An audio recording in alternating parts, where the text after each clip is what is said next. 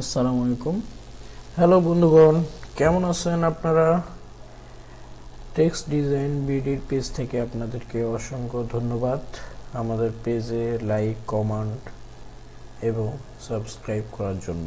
তো আজকে আমরা ফটোশপের কালার সেপারেশন, কালার গ্রেড, বিভিন্ন কালার কিভাবে চেঞ্জ করতে হয় একটা ডিজাইনের মধ্যে, এই বিষয়ে আপনাদের সঙ্গে আলোচনা করব। তো আমরা ফটোশপটা প্রথমে ওপেন করলাম, অ্যাডোবি ফটোশপ, এটা আপনাদের সঙ্গে ওপেন করলাম। এরপরে আমরা একটা ডিজাইন ওপেন করব এখানে।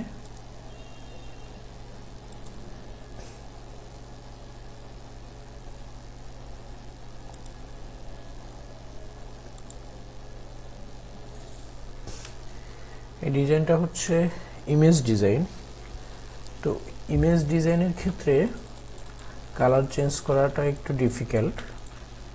তারপরেও আমরা যদি এখান থেকে ডাব্লু কমান্ড দিয়ে সেম কালারটা হলে কন্ট্রোল জে প্রেস করি, তাহলে আমাদের ব্যাকগ্রাউন্ড কালারটা এখানে একটা নতুন একটা লেয়ারে নিয়ে নিবে। তো এখান থেকে আমরা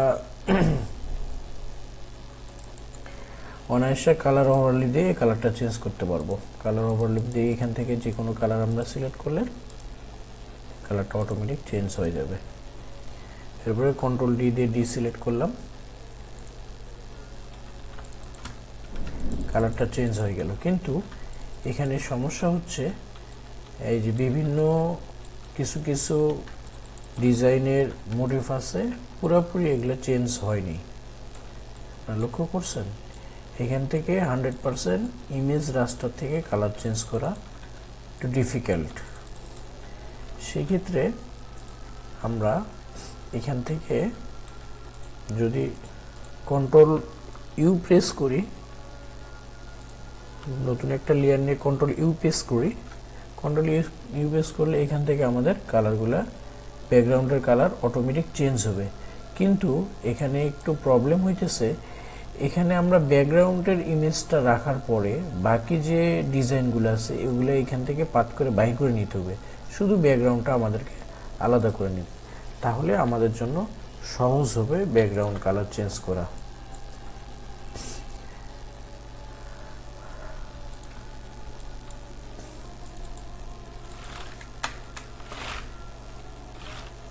এখন আমরা নতুন একটা লেয়ারে কন্ট্রোল ডি দিয়ে এখানে কালার দিলাম। কালার দেওয়ার পরে এখান থেকে আমরা কালার ওভারলে থেকে ইজিভাবে কালার চেঞ্জ করে নিতে পারবো।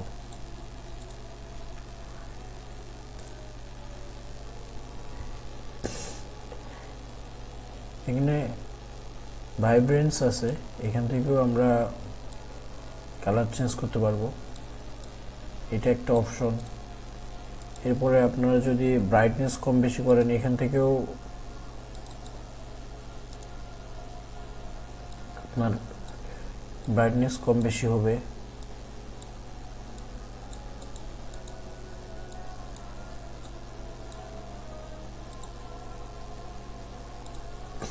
ব্রাইটনেসটা মূলত এখান থেকে না করে যদি আমরা এখান থেকে করি ব্রাইটনেস কম বেশি, তাহলে আমাদের জন্য সুবিধা হবে। ব্রাইটনেস এখানে এক কালার, এই জন্য ধরতেছে না। আমরা যদি এখানে একটা ফ্লাওয়ার নেই, যে কোনো একটা ফ্লাওয়ার নিলাম, ফ্লাওয়ার নেওয়ার পরে আমরা যদি এই ফ্লাওয়ারটা ব্রাইটনেস চেঞ্জ করি, তাহলে দেখেন কন্ট্রোল এল দিয়ে একটা লেয়ার নিলাম, নতুন একটা লেয়ার নিলাম। এখন এই লেয়ারটার আমরা যদি ব্রাইটনেস চেঞ্জ করি, তাহলে এই দেখেন এই ব্রাইটনেস কম বেশি করে লুকিংটা অ্যাকচুয়াল নেশা যায় আর কি ফ্লাওয়ারের।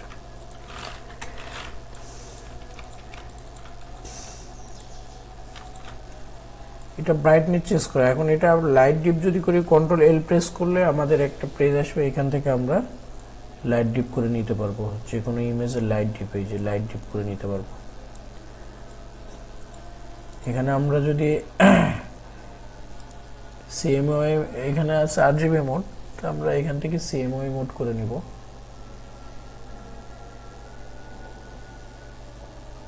সিএমওআই কে মোডে যেহেতু প্রিন্ট হয়, সিএমওআই কে মোড করে নেব, ডন্ট ম্যারেজ।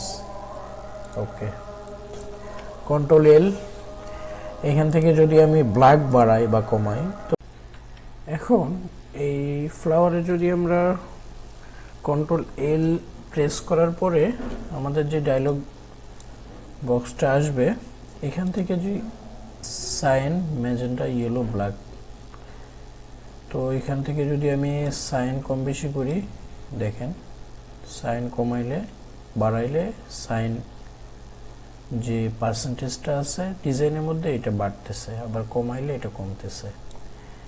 এরপরে নেক্সট ম্যাজেন্ডা যদি আমরা বাড়াই তো ম্যাজেন্ডা বাড়তেছে, কমাইলে কমতেছে। ইয়েলো যদি বাড়াই ইয়েলো বাড়তেছে, ইয়েলো কমতেছে। তো ডিজাইনের আউটপুটের কালার অনুযায়ী আমাদেরকে এখানে লক্ষ্য করে আমাদের এখানে কালার যদি আউটপুটে ম্যাজেন্ডা বেশি থাকে ম্যাজেন্ডা কমাইতে হবে, ব্ল্যাক বেশি থাকলে ব্ল্যাক কমাইতে হবে, ইয়েলো বেশি থাকলে ইয়েলো কমাইতে হবে, বাড়াইতে হলে বাড়াইতে হবে। তো এইভাবে আসলে একটা ডিজাইনের কালার কারেকশন করতে হয়, আউটপুটের উপর নির্ভর করে ডিজাইনের কালার কারেকশন করতে হয়। তো বন্ধুগণ, কালার আসলে চেঞ্জ করার জন্য এই কয়েকটা অপশনে কাজ করতে হয়। তো আমাদের পেজটা আপনারা আমাদের পেজ আছে আমাদের টেক্সট ডিজাইন বিডি, আমাদের যে চ্যানেলও একই নামে। তো চ্যানেলটা আপনারা সাবস্ক্রাইব করবেন এবং ছোট ছোট বিষয়গুলো যেগুলো আপনাদের জানার দরকার কমেন্টে জানাই দিবেন। যতদূর সম্ভব আমরা রিপ্লাই দিব এবং আপনাদের সাথে থাকবো ইনশাল্লাহ। সকলে আমাদের পেজটা সাবস্ক্রাইব করবেন। Thank you.